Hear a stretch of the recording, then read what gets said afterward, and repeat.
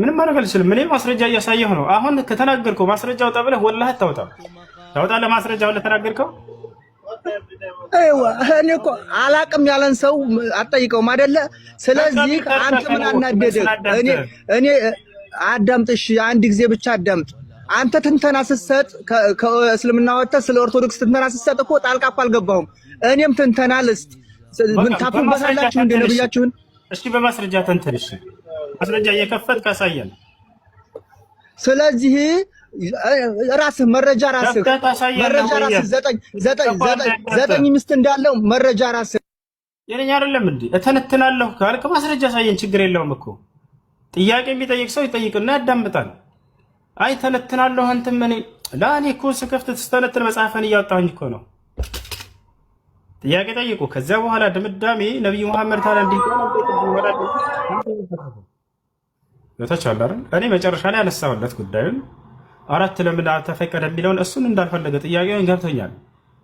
ገብታችኋል አይደል? ስትጠይቁ ጊዜ ወዴት እንደምትሄዱ አውቃለሁ። መነሻቸውን አውቃለሁ። መድረሻቸውን የት ልትደርሱ እንደምትፈልጉ አውቃለሁ። ለዚያም ነው መጨረሻ ላይ አዳምጣችሁ ከሆነ ምን አልኩት?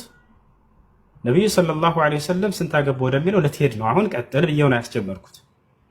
ምክንያቱም አራት ከተፈቀደ እርሳቸው ከአራት በላይ አግብተዋል ለምን ወደሚለው እንደሚሄድ ስለማውቅ ማለት ነው። ይሄን ጉዳይ ሳያነሳ በፊት ነግሬሃለሁኝ እኮ ወዲያው ይሄንን እሱን ፈልጌ ነው እስኪ እሱን ንገረኝ ማለት ትችል ነበር። ሜት ያደረግነው ለምንድን ነው? ይሄን የሚያደርግ ታዲያ እንዴት ይሆናል ምናምን ወደሚለው ሊመጣ ነው። አሁን አዳምጡሽ።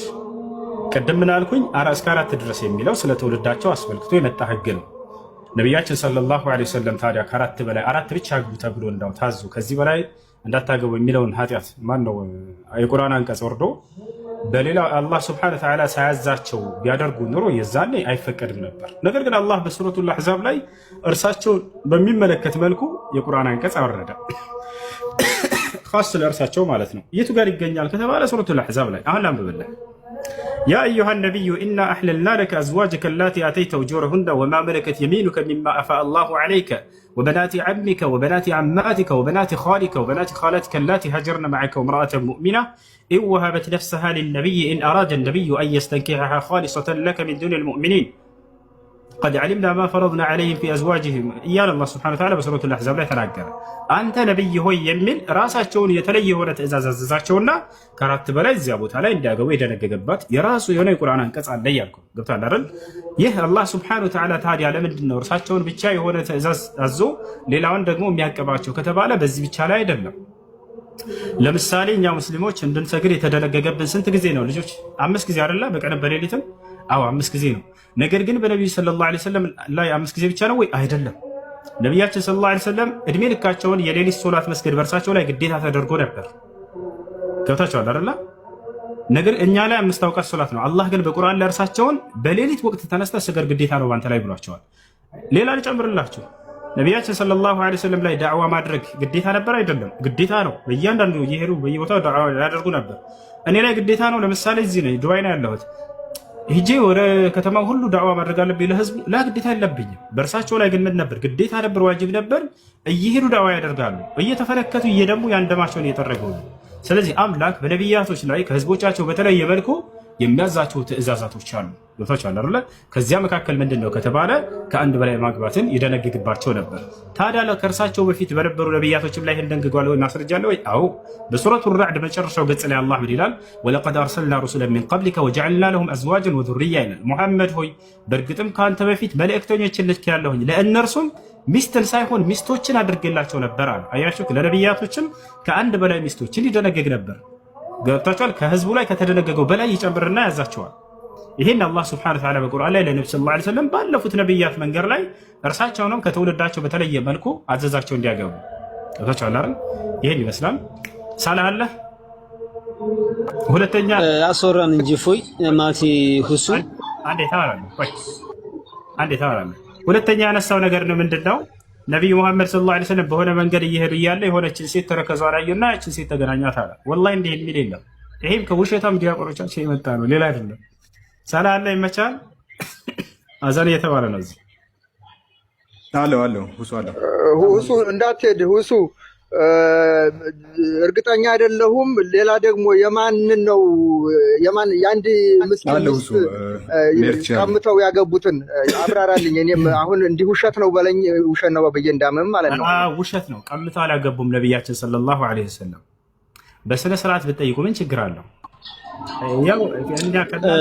እኔ በስነ ስርዓት ልጠይቅህና ልውጣ። አንዴ ትጠይቃለህ አንተ እሱ ኦኬ። ቀምተው አገቡ ይሏቸዋል። ተመልከት፣ መቀማት ማለት ይሄ ሰው ሚስት ሆና ሳለ አንጣ ብሎ ይሄንኛውን ቀምቶ ቢያገባ ተቀማ ይባላል። እሺ ለምሳሌ ሳላህ የሆነችን ልጅ አገባን በል። ሳላህ ጋር አልተስማሙም፣ ተለያዩ፣ ተፋቱ። ከዚያ በኋላ ከእርሱ ጋር ከተፋቱ በኋላ እርሱም የራሱን ህይወት ጀመረ። እርሷም ንጹህ ሆነች፣ ማንም ባል የለባት። ሄድኩኝና እኔ ሳላህ አግብቷት የፈታትን ልጅ አገባሁኝ። የሳላህ ሚስት ቀምቷታል ሁሴን ማለት ይቻላል? አይቻልም። ዘይድ ብኑ ሐሪታ የሚባል ሰው ነበር፣ ሚስት አገባ። ዘይነብ ብንት ጃሕሽ የምትባልን ሰው። ይሄ ነው ቁርአን ላይ ያለው፣ እሱ ነው ሊላቸው የፈለገው። እነሱ አያችሁ አቃይረው ነው አዟዙረው ምናምን በእርሳቸው ላይ ቀምቶ አግብቶ ምናምን ብለው ይሄን ቆሻሻ ቃል ይነግሯቸዋል። ይሄ እውነት እየመሰላቸው ነው። እነዚህ ልጆች እውነት አይደለም፣ ውሸት ነው። ገብታችሁ አላረን? እንታገሳችኋለን። እናንተን ሳንሆን የምንወቅሰው ይሄን ውሸት የሚነግሯቸው ሰዎች ናቸው። ቆም ብላችሁ ግን አስቡበት፣ ምን ያክል ቅጥፈትና ውሸት እንደሚጭኗቸው ጭንቅላት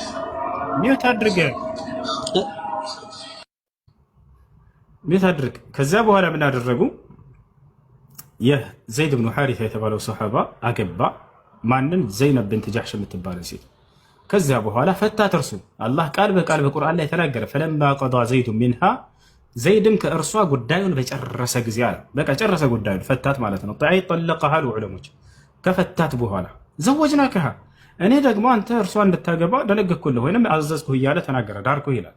ስለዚህ ነቢያችን ሰለላሁ ዐለይሂ ወሰለም መቼ ነው ያገቧት ከተባለ ዘይድ ያንኛው ሰሃባ ፈቶ ከጨረሰ በኋላ ነው። ከፈታት በኋላ ብሎ ቃል በቃል አላህ በቁርአን ላይ ተናገረ። ከዚያም አንተ እንድታገባ አዘዝኩህ፣ አገባሃታል። ይሄ ነው ቀማትም ቢቀሙ የሚለው ይሄ ነው። እንግዲህ አላህ ሱብሓነሁ ወተዓላ በቁርአን ላይ ምን ይላል? ወላ ተቅረቡ ዚና ኢነሁ ካነ ፋሒሸተን ወሳአ ሰቢላ ይላል። ዝሙትን አትቅረቡ። ምን ታደርጉታል? ወላ ተቅረቡ ዚና፣ ዝሙትን አትቅረቡ። ኢነሁ ካነ ፋሒሸተን ወሳአ ሰቢላ፣ እርሱ አጸያፊ ስራና እንዲሁም መንገዱ የከፋ ነው አለ። ገብታችኋል? አላህ በቁርአን ላይ ሐራም የሚያደርግባቸው ቃላቶች በርካታ ናቸው። አንደኛ ይሄ ሐራም ነው ተጠንቀቁት ይላል። ሁለተኛ ደግሞ አትቅረቡት ብሎ ያስጠነቅቃል።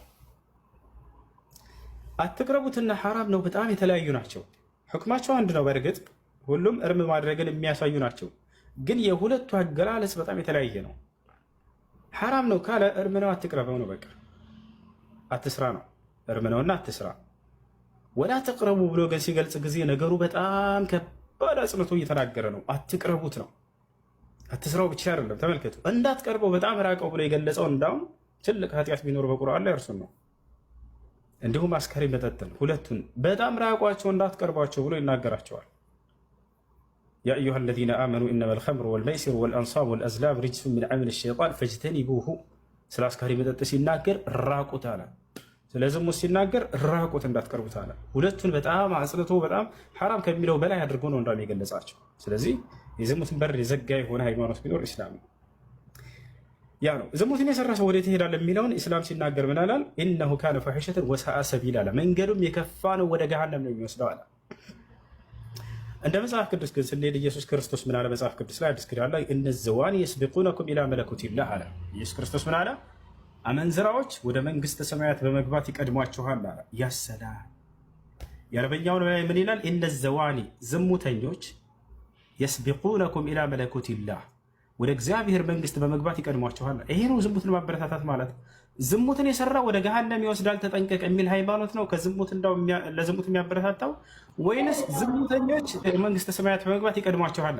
አንደኛ ይሄ ነው። አንድ ባክ የሚወት አድርገ አንደኛ ይሄ ነው። ሁለተኛ እግዚአብሔር ራሱ ዝሙትን ያሰራል። ማስረጃ ልስጣችሁ። ማበረታታት ብቻ አይደለም፣ ላይ ያሰራል። ምድር ላይ ያሰርተዋል። መጽሐፍ ቅዱስ ላይ ላሳያችሁ ነው ማስረጃ። ዳዊት የሚባል ነቢይ ያለ መጽሐፍ ቅዱስ ላይ ክርስቲያኖች፣ ዳዊት ምን ያደርጋል ከተባለ የኦሪዮን ሚስት ሻወር ስትወስድ አያት። ማነች ብሎ አስጠየቀች። የኦሪዮ ሚስት ነች አሉት። እንግዲያውንስ አስመጧት አለ። አስጠራት። የእግዚአብሔር ነቢይ ነው። ተመልከቱ። እቤቱ አስገባትና ከዛ ተገናኛት፣ አስረገዛት፣ አስጠነሳት። ከዚያ ባሏን አስገደለው። ታሪኩን ታውቃላችሁ። አሁን ስለ ዳዊት ላወራ ፈልጌ አይደለም። እግዚአብሔር ግን እንዴት እንደቀጣው ተመልከቱ። ዳዊትን ምን አለው? ዳዊት ሆይ ክፉ ነገር አድርገሃልና እኔም በቤት ውስጥ ክፉ ነገር አስነሳብሃለሁ። አንተ የኦሪዮ ሚስት በድብቅ ተገናኝተሃላታልና እኔ ደግሞ አለው እግዚአብሔር የአንተን ሚስቶች ለአንተ ቅርብ ዘመድህ ለሌላ ሰው አሳልፌ እሰጥብሃለሁኝ፣ ከእነርሱም ጋር እንዲተኛ አደርግብሃለሁኝ አለው። አንተ ይህን በስውር አድርገዋል፣ እኔ ደግሞ በገሃድ አደርገዋለሁኝ በእስራኤል ሕዝብ ሁሉ ፊት አለው። እግዚአብሔር ምን አደረገ? የዳዊትን ንጹሕ ሚስቶች ምንም የዳዊትን ኃጢአት የሌሉበት ያላገዙ ያልሰሙ ንጹሖቹን ምን አደረጋቸው? ለሌላ ሰው ሰጣቸውና እንዲገናኛቸው አደረገ። ዝም ታሰራባቸው። ማስረጃ ላሳየ። አንድ ጊዜ አውጥቼ የት አድርግ ሚዮት አድርገው ማስረጃ ላሳያችሁ። እግዚአብሔር ዝሙት እንዳሰራ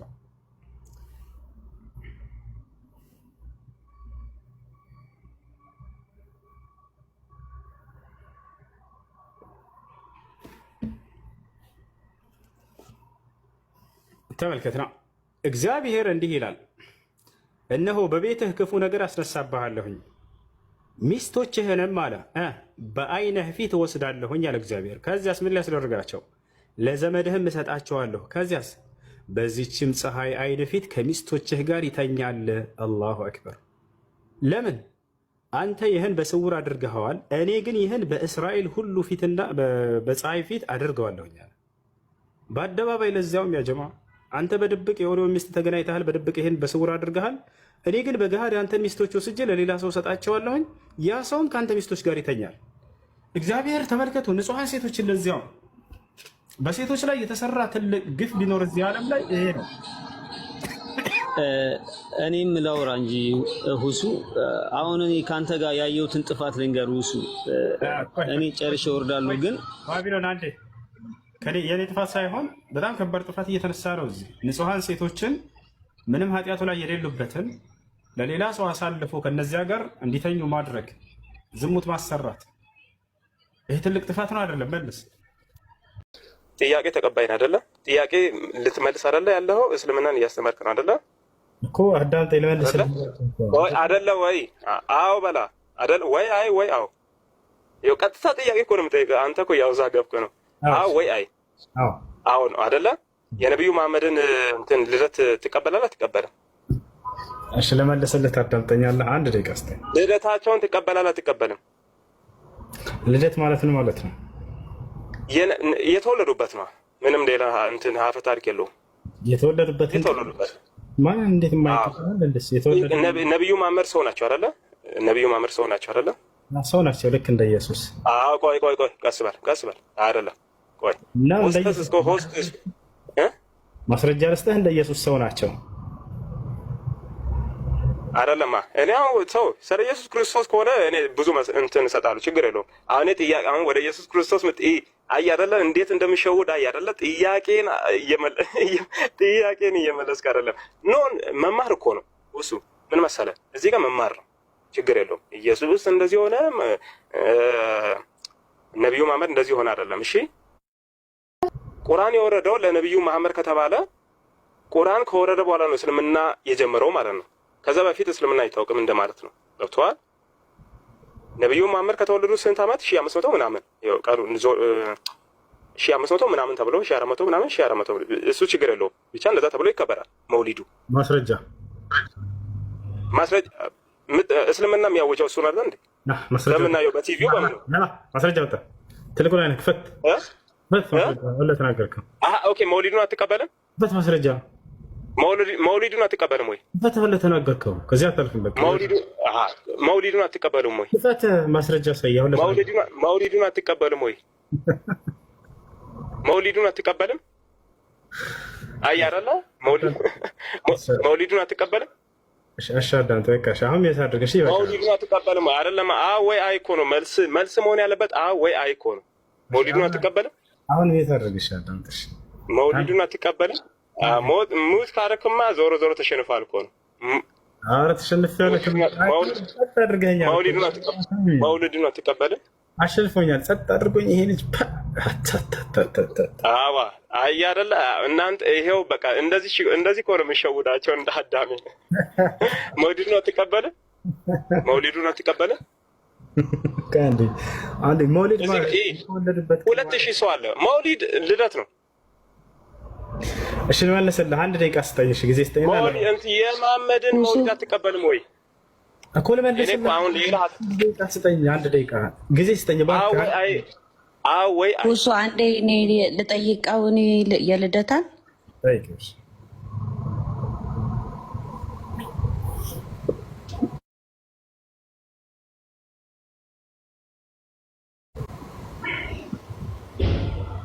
ቲጂ ቀጥይ። ይሰማል በደንብ።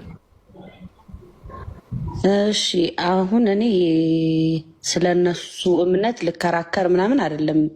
ጀስት ግን አንተ የሙጥኝ ብለህ የሆነ አልተጨነቀም። አክቹዋሊ ግን ለማስጨነቅ አይነት ነገር እየሞከርክ ነው።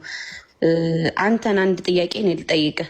እንደዛ ከሆነ ማለት ነው አንተ ስለ መውሊድ እና ስለ እስልምና እምነት እድሜ እየጠየክ ከሆነ ላይክ በኦርቶዶክስ እምነትም ክርስቶስ ከተወለደ ከፍጥረቱ ጀምሮ ነው ክርስትና የመጣው ብለህ እንትን ልትል ነው ማለት ነው? አይደለም። ክርስቶስ በስጋ የተገለጠ አምላክ ነው ነው እንጂ አሁን እኮ ጥያቄ ከዚህ የተለየ አይደለም። የልደታ ቆያሽ እኮ ጠየቅሽኝ አይደለ? ወላ ተመለሰ ጠየቅሽኝ አይደለ? ክርስቶስ በስጋ የተገለጠ አምላክ ነው። ክርስቶስ በስጋ የተገለጠ አምላክ ነው ብለን እናምናለን ክርስቲያኖች። በስጋ የተገለጠ ማይዳሰሰው ማይጨበጠው አምላክ በድንግል ማርያም በስጋ ተገለጠ ብለን እናምናለን። ኢየሱስ ክርስቶስ በስጋ ተገለጠ እንጂ አብ ወመንፈስ ቅዱስ አንድ አምላክ ብለን ወልድ በስጋ ተገለጠ፣ አብ በዙፋኑ አለ፣ መንፈስ ቅዱስ ህይወትን የሚሰጥ እስትንፋስ የሆነ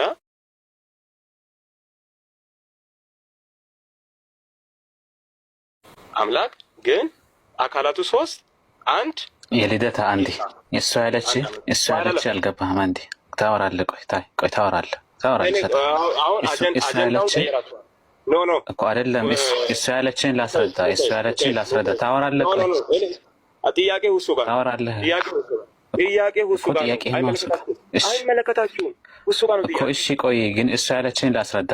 አሁን እንትና የነቢዩ መሐመድ ሰለም ልደት የተከበረው የዛሬ 1400 ነው ካልከ ተመልከት። ስለዚህ እስልምና የተጀመረው በዛ ነው ብለህ ድምዳሜ ከሰጠ ኢየሱስ ክርስቶስም ደግሞ ለምን ትረብሻለህ አንተ? ወጣት አይደለ? ጥያቄ መልሳል። ሁሱ ጥያቄ መልሳል። ሁሱ ጥያቄ መልሳል። እንዴ ዝም በለህ።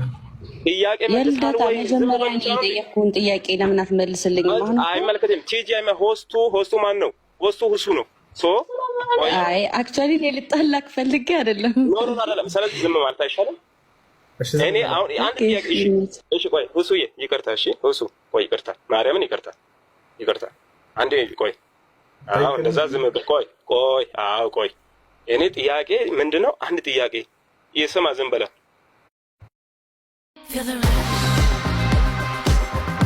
መሐመድን ልደት ትቀበላለህ ወይስ አትቀበልም? መልሷን ነው የምፈልገው እንጂ ሌላ ትታረለ። እሺ ልደት ማለት የተወለደበት ቀን ማለት ከሆነ ሰለም ተወልደዋል ብለን እናምናለን። በትክክል ወይ? እሺ መለስክልኝ። በቃ ተወልደዋል ብለህ ታምናለህ። ቁርአን የወረደው ለማን ነው? ልመልስልህ፣ ታዳምጠኛለህ? ቁርአን የወረደው ለማን ነው? ልመልስልህ፣ አዳምጠኝ። በማስረጃ ነው። እሺ በማስረጃ ነው መልስልህ። አሁን የት አድርገህ አዳምጥሽ። አንድ ደቂቃ አወራለሁ። እሺ የት አድርገህ አዳምጥሽ። ችግር የለውም አላወራም። ቢስሚላህ አርረሕማን አርረሒም አልሐምዱሊላህ ረቢል ዓለሚን ወሰላቱ ወሰላሙ ዓላ ረሱሊላህ ሰለላሁ ዐለይሂ ወሰለም። ቁርአን የወረደው በቅዱስ ገብርኤል አማካኝነት በመንፈስ ቅዱስ ምሪት በማን አልኩኝ? አሁን አንዴ ልጋማ እየሰማሁ ነው። አዎ በመንፈስ ቅዱስ ምሪት ቁርአን የወረደው በቅዱስ ገብርኤል። ተረጋጋ እንጂ ከማን ነው ዋናው? መጀመሪያ ከማን ወረደ? እሺ ስለዚህ 5 ደቂቃም ሰጣለሁ 5 ደቂቃም ሰጣለሁ ችግር የለም። አመሰግናለሁ ጊዜ ስለሰጣኝ። እሺ ቁርአን በመንፈስ ቅዱስ ምሪት ነው የወረደው በቅዱስ ገብርኤል አማካኝነት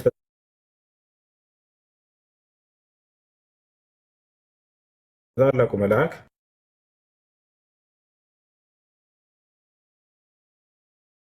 ልስማ እንዴ መንገዱን ቀየስኩ እኮ 5 ደቂቃ ስታይ አይደለማ። እሺ ጨርሳለሁ። ኧረ ውሸት ልስማ ወይ? ውሸቱ ምንድን ነው የተናገርኩት? እሺ አንድ ቤት አታድርጉት። በመንፈስ ቅዱስ ምሪት ላይ የመጣው ቁርአን ብያለሁ። ውሸቱ ምንድን ነው ንገረን። አንሳሚ ነው። የኢትዮጵያ ሙስሊሞች የተሸወዱት በአረበኛ ነው። ባይዘው አረበኛ ነው አታወራ፣ አረበኛ ነው አታወራ፣ አረበኛ ነው አታወራ፣ አረበኛ ነው አታወራ። የኔን ጥያቄ መልስ። ውሸቱ ምንድን ነው? ቁርአን ለነብዩ መሐመድ ወረደ ብላችሁ ቁርአን ለነብዩ መሐመድ ወረደ ብለህ ታምናለህ ወይ አታምንም? አንድ ዋሽታር ብለህ ቁርአን ለነብዩ መሐመድ ወረደ ወይስ አልወረደም ብለህ ታምናለህ? ወረደ ወይስ ቁርአን ለማን ነው የወረደው? ውሸት ነው። በሳቅ አይመጣም። በሳቅ መልስ አይመጣም። ከፈለግ እንደፈለግ መሳቅ ትችላለህ እኮ በሳቅ መልስ አይመጣም። ቁርአን ለነብዩ መሐመድ ምን ማለት ይቻላል?